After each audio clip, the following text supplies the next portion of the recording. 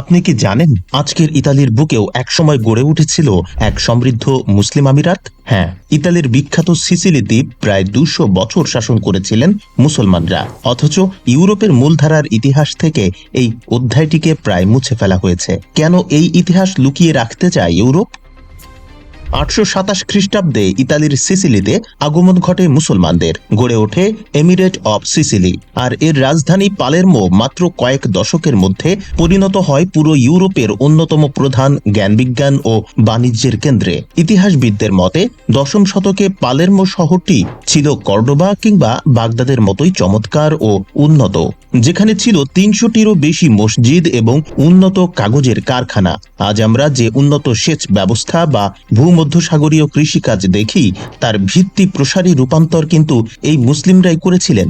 লেবু, কমলা আর তুলা চাষ তারাই সিসিলিতে জনপ্রিয় করেন। কিন্তু এই সোনালী অধ্যায় কেন স্থায়ী হল না? একাদশ শতকে নরম্যানদের আক্রমণ এবং পরবর্তী সময়ে ইউরোপীয় খ্রিস্টান রাজাদের উগ্র রাজনৈতিক ও ধর্মীয় ইনকুইজিশন বা শুদ্ধি অভিযানের মুখে পড়ে সিসিলি। মুসলমানদের সামনে মাত্র দুটি পথ খোলা রাখা হয়েছিল, হয় জোরপূর্বক খ্রিস্টান ধর্ম গ্রহণ করা, না হয় চিরতরে নির্বাসন।